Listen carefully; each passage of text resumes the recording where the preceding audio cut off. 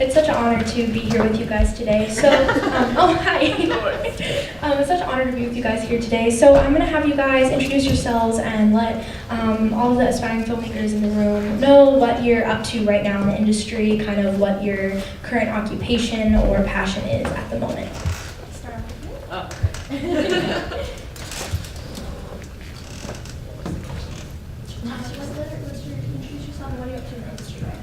Okay, so my name is Tay. I'm a filmmaker, storyteller. I'm also a director. I've been doing that for 15 years. My passion is in documenting real human experiences and using my films to heal either my interviewee, myself, or audience. I'm gonna say it all. Hi, my name is Val, and I'm a partner with Tay at Dreams Unlimited Media. 5 years ago, we quit our careers as TV producers and directors in Singapore, and we went on a round-the-world documentary film project to document the stories of people's dreams and hopes.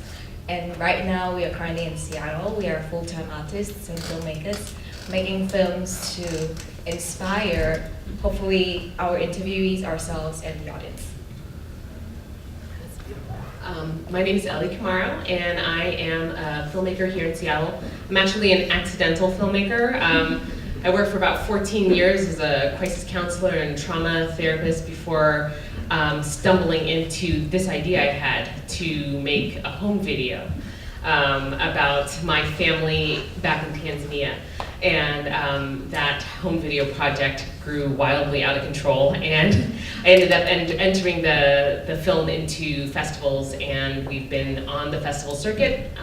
I've been traveling a lot to campuses and conferences. My film's name is A Lot Like You, and I do a lot of work with the Seattle Documentary Association here, supporting other filmmakers and realizing their creative visions. And I'm also on the board of the Seattle Globalist to sort of diversify voices in the media. So I'm all about trying to expand the narratives that are included in this evolving story of the human experience. I feel pretty passionate about that. Right on. Hi, I'm Courtney Sheehan. I'm the program director here at Northwest Film Forum, where you are sitting. We are an independent film nonprofit organization. We support independent film production and culture here in Seattle and throughout the Pacific Northwest. Specifically, my job is to pick all of the movies that we play here in the 2 theaters that we have, which is very fun. They're all very independent. And I also do a lot in the community, building and developing relationships and finding out what the filmmaking community wants and needs from an organization like ours. So, for example, partnering with the Seattle Documentary Association and Ellie to show work here. And that is what I do. Great. Hi everyone, my name is Ruchika Tolshan. This is the first time I've been on a panel with 2 other Singaporeans. So I'm actually from Singapore as well, which is awesome. But anyway, so my day job really is I'm a journalist with Forbes. I write for the Wall Street Journal and a few other publications. I've done a little bit of film, but really my focus is online digital media, and what I'm learning is, as a journalist, our skills have evolved from just going out and reporting stories to being able to edit video, to be able to shoot great photos on the fly. So those skills are definitely evolving. I volunteer for the Sphere, which is a South Asian film nonprofit, and we really try and bring untold stories from South Asia and that region into Seattle, and we're in our 10th year, so it's a very awesome place to be. And the other place that I volunteer with is the Seattle Globalist, and I'm part of their internship program as well as their youth apprenticeship program, and we're actually just going to get into video filming and how to shoot a great video. So great to be here. Thank you.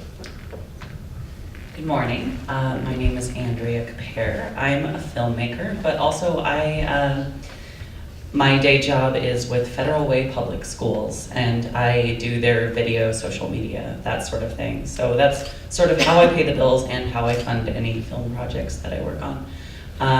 So I work on documentary and narrative fiction, and I think that's pretty much what.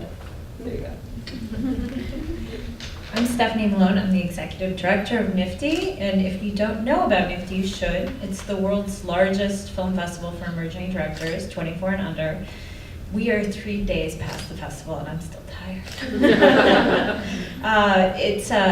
This most recent festival, we had 248 films from 25 countries and 30 states, and about 13,000 in attendance. So it's just my little pitch to all of you is that if you should submit. If you don't get a film in for some reason, you should attend, you should network, you should go meet those people, and I'm sure Winter would agree with me. Absolutely. NIFTY is one of the most inspiring experiences I've ever been to. It's really magical.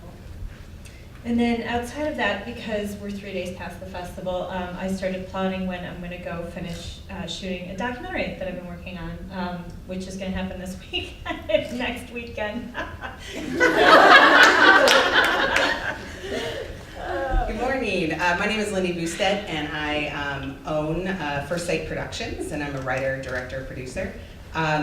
My husband and I make films together, and we're still married after 14 years. And we kind of tend to tell feminine stories, and I say feminine because I think, and we can get into this later, I think feminine exists outside of gender. And so we tell feminine stories about constructive truths, because we really want to challenge and be raw and honest with our stories. So I've done about 18 shorts, and we just finished our 3rd feature film. We just locked the edit, and we're entering into the remainder of post, which is sound and color and score and visual effects. And then outside of that, I recently left my 2nd job, which I used to work in at Seattle University, and I'm a full-time freelance producer now. So I work on, I'm that time management skill person that helps other productions come to fruition, and in corporate and nonprofit, and also narrative, and sometimes documentary. And then I also do event production, so many different hats. It's so inspiring to hear how you guys are all so successful and what you're most passionate about.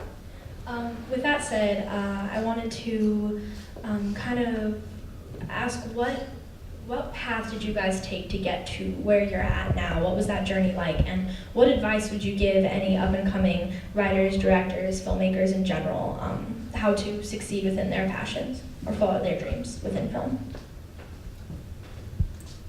I stumbled into television production and filmmaking. It was, I didn't want to do science, didn't want to do maths, didn't want to do language, didn't want to do anything, and there was this course there available. So I went into it and realized it was the most privileged thing I could have ever done with my life. To have somebody sit in front of me and tell me their life story, to be authentic, to be vulnerable, and for me to hold space to capture that on film to share with other people. So I think the most valuable thing is to always be open to learning and be very, very humble with what people are sharing with us and with the power of the media. So I also stumbled into this career when I was 14. I accompanied my friend to audition for the local TV network, and they picked me, and I ended up being an actress. And just even then, I was just really curious, what's that big machine? Before then, we didn't have digital, it was tape. And then when I was 19, when I was in university, when I was in college, I met Tay, and Tay offered to take me on as an apprentice. And I think the most valuable thing I learned throughout my entire apprenticeship and then now in my career is to listen, to really, really listen with your ears, with your eyes, and most of all, with your heart. Because when you listen, you hear things that most people don't, and you're able to bring it onto the screen. You make the difference that you're here to make.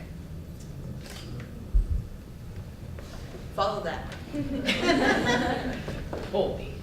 Yes, amen. So my path here, like one thing that I would recommend, I mean, you guys are all so much farther ahead of me. I mean, I didn't even conceive of making a film until 2003. I might or might not have been in my 30s. I cannot confirm or deny. But I was on a very different path because growing up I didn't have access to any cameras. I'd never taken a photography class. I'd never held a video camera. But then all of a sudden I'm driving to work one day. I'm about to sort of facilitate a support group, and I hear a song, and this song totally changed the entire course of my life. Over the course of this song, I had the idea of going back to Tanzania and capturing my family's stories, and so I could figure out a way to make this culture real to my future kids if they ever came along. And so the whole idea unfolded in like the span of a song, and it changed the course of my life. So one thing is just to know that some people, they wake up into consciousness and they know exactly what they want to do, and they have this passion and they drive this drive and they sort of pursue that sort of singular focus. And we all benefit from the expertise that they sort of cultivate over that lifetime of pursuing that dream. And for others, our road can be very, I was a writer, and then I was a musician, and then I was a rower, and then I was an activist, and these were all 180s. I'm like, no, I'm gonna make this home video, and then it grows wildly out of control. It took me 8 years to make this film. So it was a lot of learning on the fly as I was going. I'm very grateful to have found amazing people to collaborate with. Finding a team of people that you can collaborate with, all of whom are sort of experts in their own field, so that you can sort of continue to learn and grow and be creatively inspired in your work, I think is another thing. They were mentors as well as partners, and so, I know I'm having a lot of space of it, but I just, finding an amazing team, being a supreme opportunist, I think is the reason why I'm sitting here, is because I was able to think very clearly about what it was I needed to get to the next step, and write it down, articulate it, know what it was fixed in my mind, and then that person or that opportunity would present itself every time over years and years to make this film done and to complete it and to make it possible. Just seeing opportunities where other people might not otherwise see it, and and find a really good mentor to support you through this. It's hard to do this on your own. So I started working here as an intern when I was in college, and I talked to my predecessor, the guy who had my job before me, and I didn't even realize that this job existed, just watching and picking movies full time to show to other people and share with them. It's amazing. So basically, it was I want that guy's job. How do I get that? And discovered that there wasn't a conventional path to becoming what we call a film programmer in this context. Also film curator is another term for it. And I think a lot about how I got here, and what I would also impart to you guys, is it's about striking a lot of different types of balances, both identifying what the existing opportunities are, but also, as Elise said, creating or finding them on your own. I mean, what is it, by 2020, up to 40% of the American workforce will be freelance work. I mean, the economy's increasingly moving in that direction. You're actually poised pretty well to enter into that sort of market as film and video production professionals, because that's a skill set that is applicable in a lot of different ways. Think about film, but think about other worlds that touches in other industries, other creative fields. There's obviously a really booming gaming industry in this region specifically. There's the future of the web is entirely moving image, and think about how you can own that, as a film or moving image storyteller. And also another area of balance, yes, be open to mentorship, to new experiences, to humility, but also don't take any crap, because this industry does continue to be run by men, specifically white men. That's going to continue to change. The future of this country is changing, and that will be reflected in the industry. But the statistics and the realities of this industry are still grim. This year at the Cannes Film Festival in France, which is the most prestigious festival in the world, it's the first time since 1987 that the festival is opening with a film directed by a woman. The representation of women in festivals like Sundance it's stagnant. It's not really getting any better in a lot of ways in terms of women in a lot of major positions like the director's chair. And I think that having a sense of self-righteous anger and entitlement about that is completely healthy and good. And don't take any crap and blaze your own trail. That's what I'd say. And also build community and support each other along the way, because that is how you'll raise each other up. Wow, this is all great advice, you know. So just taking a little bit from that, it is a good idea to get a mentor, someone who you really can trust. And if you have a situation where you're not sure if you're going to be taking some crap or you're not sure what's going on, it's a good idea to, you know, get some advice from them and know that you can approach them when you have a question that you're not so sure about. So my path as a journalist, growing up, there were not many people who looked like me, whether it was on TV or whether it was, you know, the writing that I read or the stories that I cared about. I wasn't seeing them. And Toni Morrison said this about book writing, but it's true about everything. If there's no book that you want to read out there, go out and write it, right? So it's the same thing. If you don't see films out there that are, you know, about what you want to watch, go out there and make it. So that's definitely something I would say. So apart from all this advice, I'd like to say that your stories are valid, the stories that you have in your mind, the ones of your own self that you want to tell, and the stories you want to learn about, they're all valid. And don't let anyone tell you that those stories don't matter, that nobody will be interested in them, because you will be surprised. So, yeah. Believe it or not, I started just like all of you that had your film up today. I just started recording the wacky ideas that came into my head. I managed to get a job at a public access television station in Seattle. And at that point, I was a lot like that dog with the chemistry set, where they're like, I don't know what I'm doing. But I ended up learning, and I learned a lot, trial through fire. But I didn't stop there, and I think we have this conception of we're either born with wealth or we have to be discovered. And I grew up very, very poor, so there was this idea of like, oh, I'll just be a rock star, I'll just like get discovered. I can't even sing karaoke, so this was not an option. So going to college for me was the single most powerful thing for my career. And college was not an option right out of high school for me. So I would just encourage you all to think about that. Go to college, not necessarily a film school. I'm a sociology major and a women's and gender studies minor. But that helped me view the world more critically. And through that experience, one of my professors invited me to go to Namibia near South Africa to shoot a documentary. And so that's a film we wrapped on a few months ago that's on the festival circuit now. So college does more than, you know, helping you discover yourself. It helps craft you into the professional that you need to be an entrepreneur, to tell your story, and to be effective at it. Well,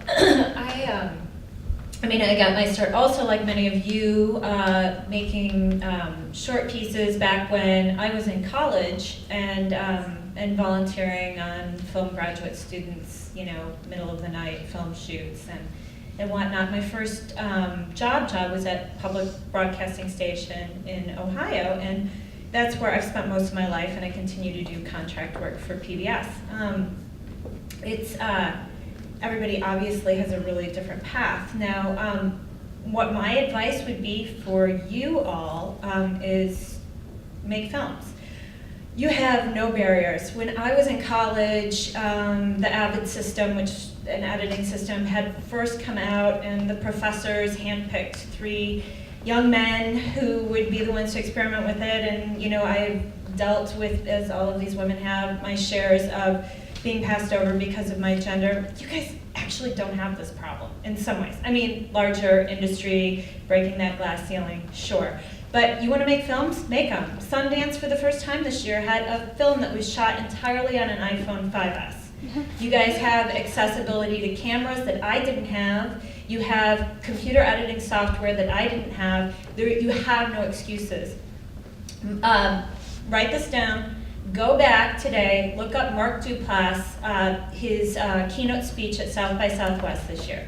Mark Duplass. his keynote speech at South by Southwest. He's going to tell it to you a lot more beautifully. Make films. It's the only way you're going to get better, and it's the way that you're going to succeed. And like everyone said, partner with one another, support one another, do not undercut one another, and learn from one another. It's hard to go last. So what more can I say?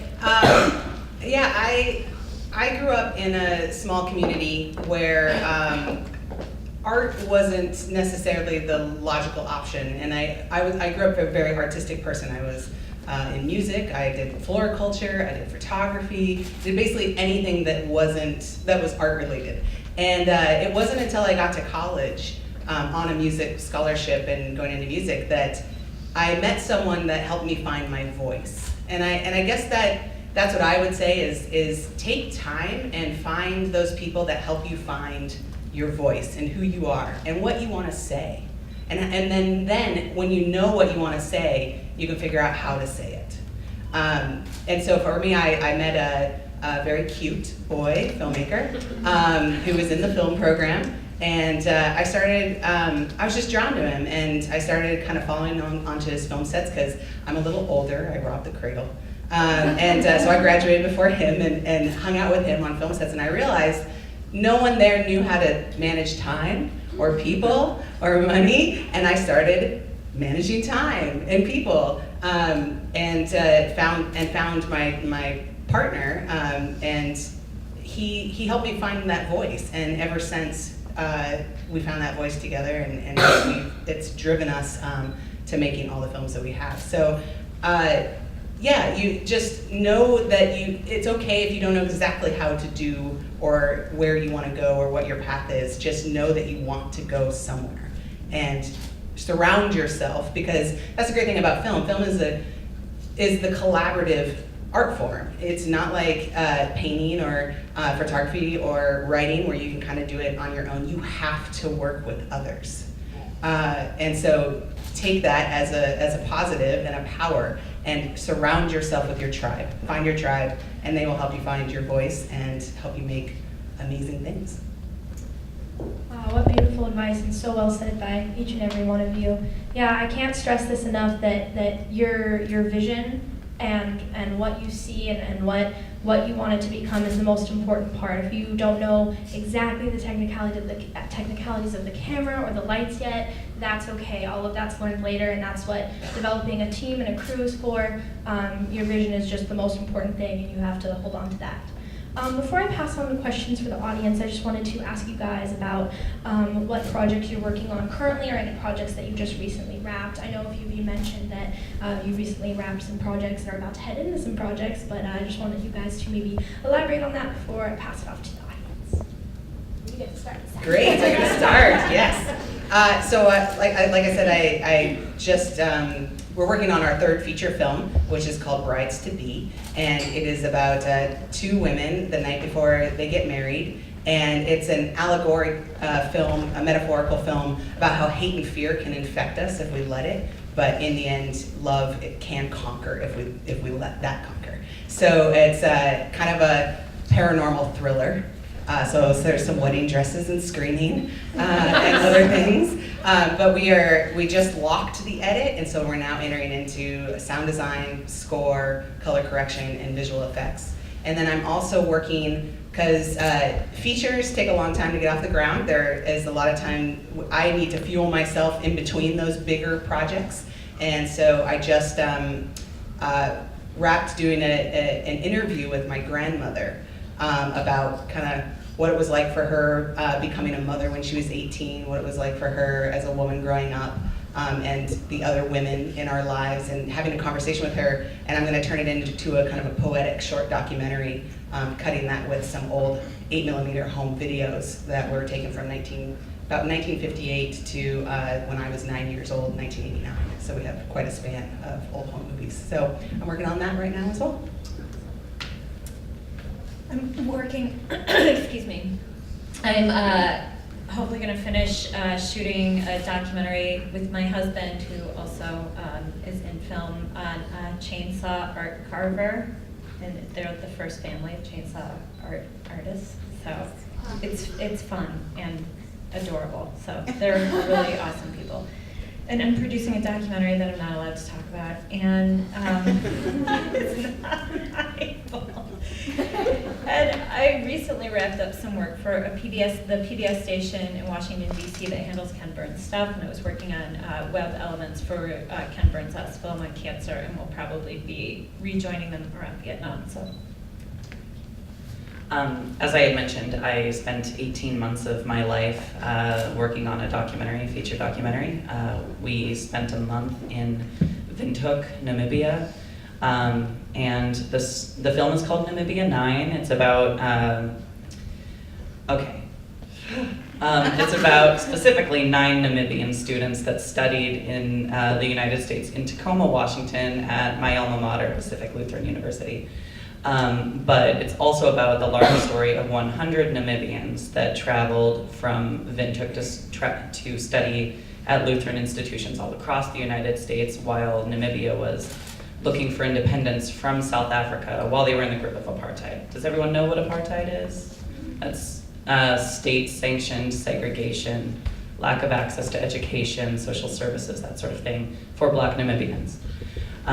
So it was a pretty hard time 25 years ago, and now their nation is beautiful, independent. They now have compulsory education through 8th grade for all citizens, so it's an amazing turnaround in 25 years. So that's what we're working on. We're trying to get it into festivals and into Northwest Film Forum, maybe. Beyond that, I do some advocacy work for public educational and government access television and radio. So if you're ever in the area and want to go to a cool little summit, we need more young people to talk about what you guys need out of media. So keep that in mind. And lastly, I'm looking to produce a science fiction film. So if any of you know of a film that needs produced, let me know. Wow.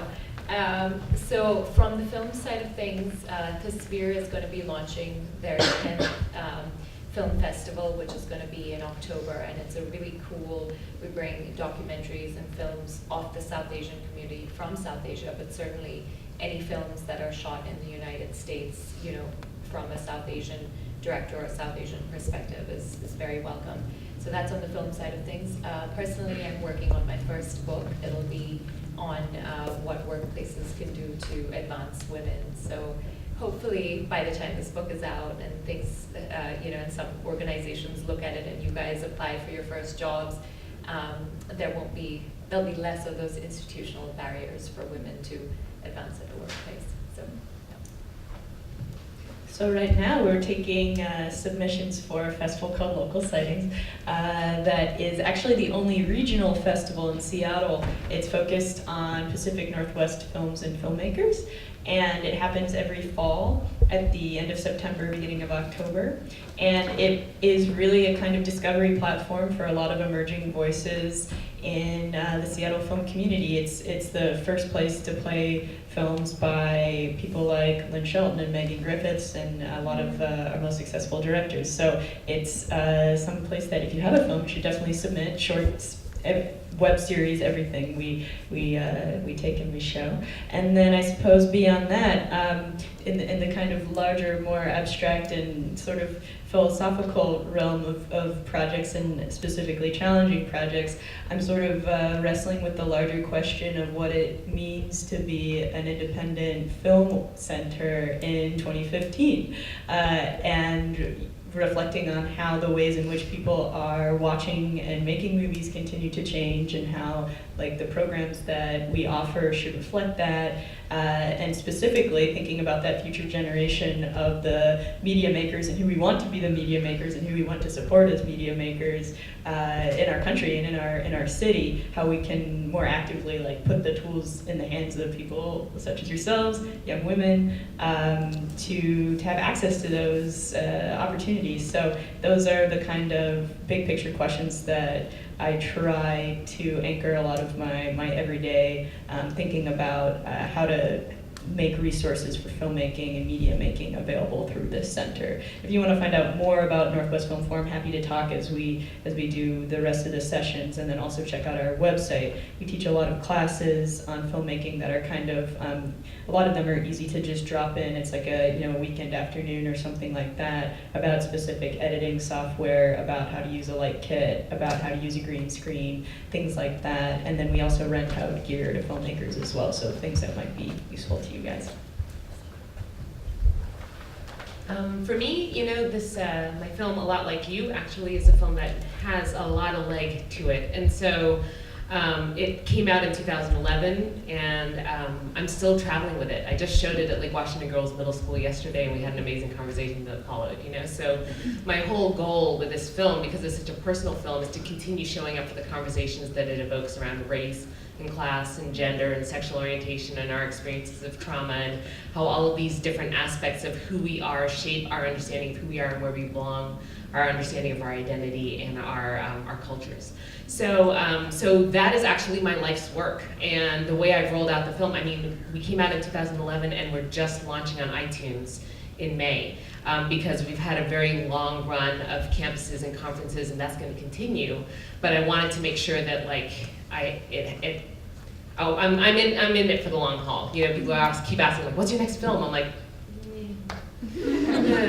but that said, I do make a lot of videos. I produce videos for nonprofit organizations that are working on social, economic, and environmental justice issues that I feel passionate about. So I found a way to marry my art with my activism. And so one of the projects I just wrapped up earlier this year was a 3-year video series for the Gates Foundation and the Washington State Coalition Against Domestic Violence about addressing the issue of homelessness for domestic violence survivors, and finding and highlighting this pilot project that they've launched to try to stabilize housing, not shelter, but housing for domestic violence survivors and their families. So I'm doing that. I'm more passionate now about sort of doing this kind of thing. You know what I mean? Like doing whatever I can to activate and support people to figure out how they can utilize media to tell their own stories. Because what I found is the world is not going to bang down your door asking for your stories. They're not going to be waiting for.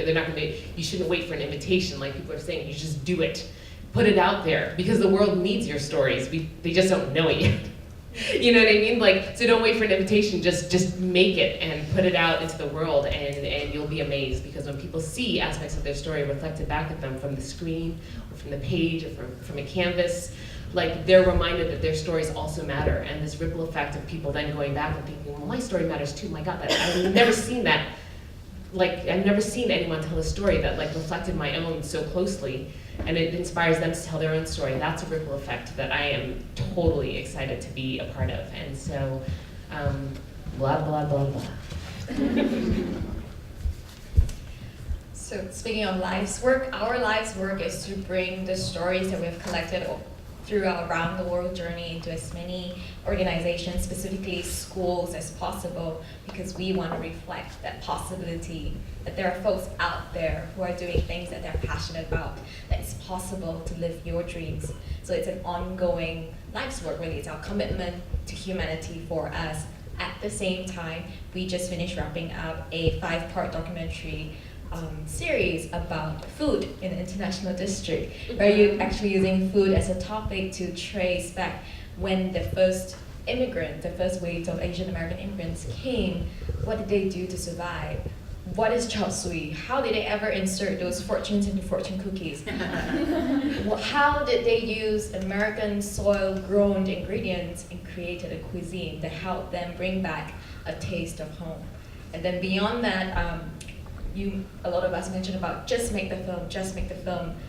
We are right now in the process of exploring how we could translate the way people consume media. So you guys are on your phones, your tablets, your screens, 50-80% of the time even. And that's how you consume media. Why? Because it's interactive. You're able to comment, you're able to share. How do we bring that screening, that experience, the way you consume media, into our screening events? So when we are going to screen A Taste of Home, the documentary is about International District, we are going to do it such that the audience themselves play an important part, an integral part in the screening. So watch out for that, and happy to share more information at the networking event as well. Like Val said, we're really moving into interactive multimedia filming and incorporating writing and photos and the audio, everything together. That's the vision that we are going after. At the same time, we are developing web series with a studio in Los Angeles. We are launching a series called Art Empowers. So we're featuring 5 artists whose lives has been changed by art, that specific moment when their life has been changed by art, how it impacted them and how they're now using their own art and skills to give back to the community. So that's a series that we're going to launch very soon. Thank you so much. Now I'm going to open up to any questions from the audience, any questions about their specific projects and those people. I see one back there. Hi, I just wanted to ask, who are some voices in your lives that have pushed you to be where you are right now? Interesting. I want to say it will be my mom. Looking at the way she lived her life and talking about the issue of dreams when she never had one or was even asked if she had one, and coming to a point today where I'm doing what I'm doing and she's asking, what are you doing? Exactly, you know? So that voice is constantly reminding me of who am I, who do I want to be, and how can I not leave these people behind who have constantly been a reflection of who I am right now. Yeah. I was brought up by my grandmother in her kitchen with a mortar and pestle, coloring book and color pencils. So her voice was really, really strong. One thing she really taught me as a kid was she would always teach me life's lessons through storytelling, but she will always leave the conclusions to myself. She will never tell me the moral of the story is you should not. She asked me and she let me figure it out. And I think that's a very strong voice that I have in the films that I make, is that I hope to evoke in the audience, you know, a reflection. This is what you see. What part of yourself do you see in the screen, and vice versa? So that's the voice for me. I think when you asked that question, the first person that came to mind was not who I would have expected, but I'll just go with it. So working on my film, I worked with a composer for 3 years, and his name is Pete Droge.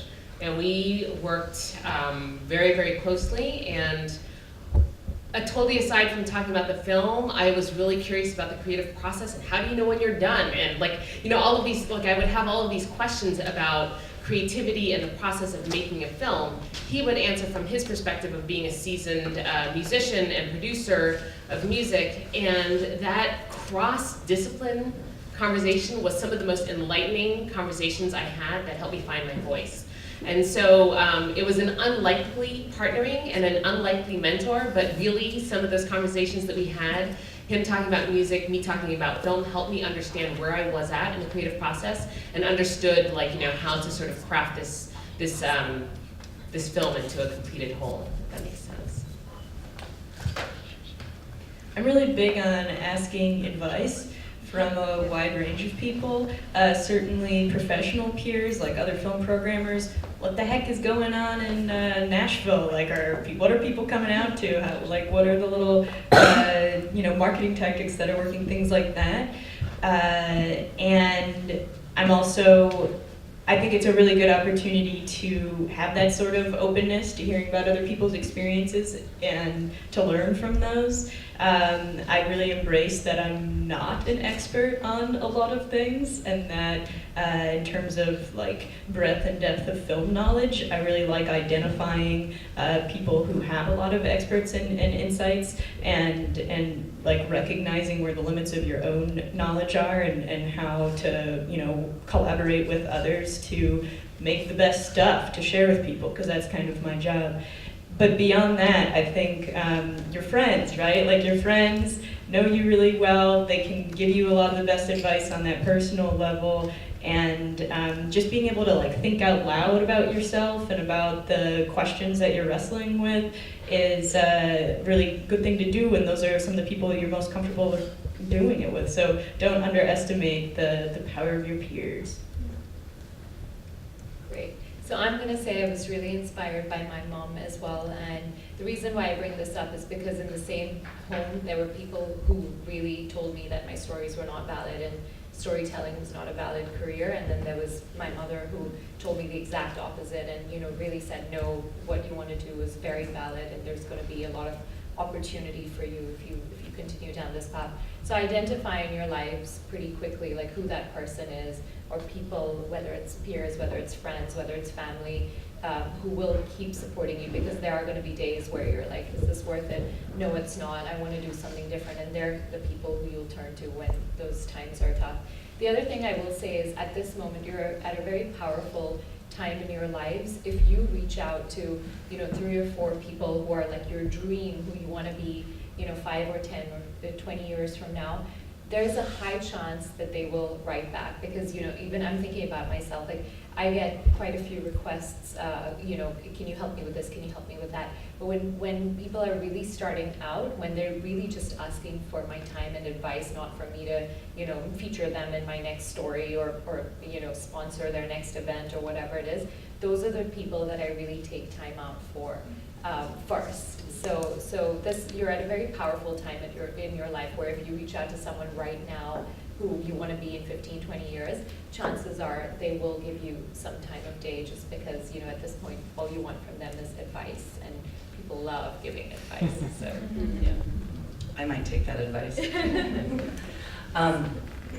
Okay, where were we? We were talking about, oh, okay, yeah.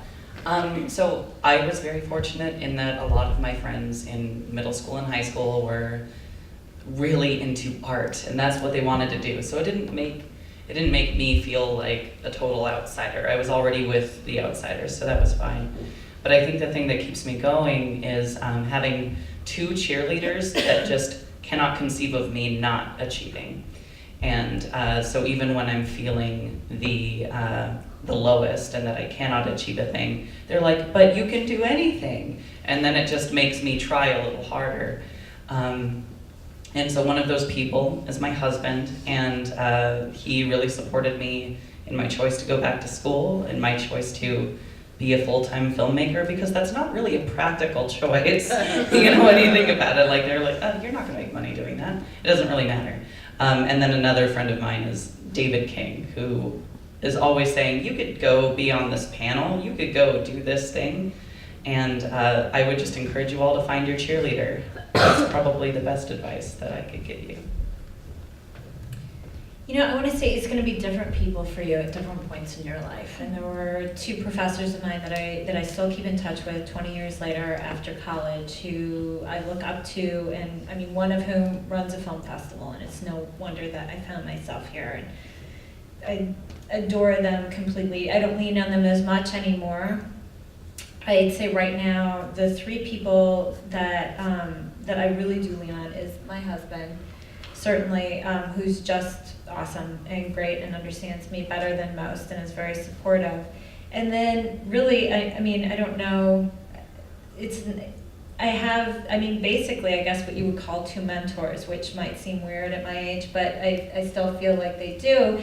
And it's Doug Prey, who's a documentary filmmaker and phenomenal, and if I ever need anything, I know I can always lean on him. And Dick Warsinski, who's former head of Como Broadcasting, who I worked with briefly for 1.5 years at KCTS, but man, 10 years later, we still keep in touch. And when I even think about debating on when I took the job at Nifty and left KCTS 1.5 years ago, who did I go and have coffee with multiple times to talk it over but Dick, and then also called Doug. I mean, these are just people. So find the people that you trust and you know and you admire, and also know that that's going to change over time. And sort of on Courtney's point as well, I never pretend like I know anything. You know, the worst is when you do and you pretend like you know how to do something and then you don't, and how foolish you feel.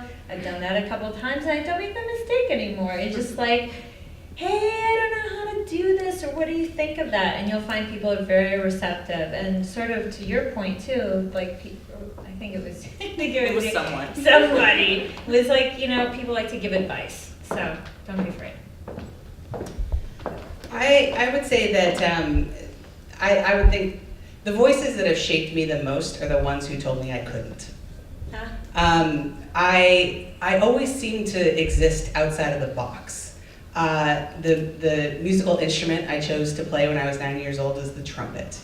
If any of you know, that's not normally an instrument that a girl chooses. Everybody else was flute, clarinet. I was the only girl trumpet player all throughout high school.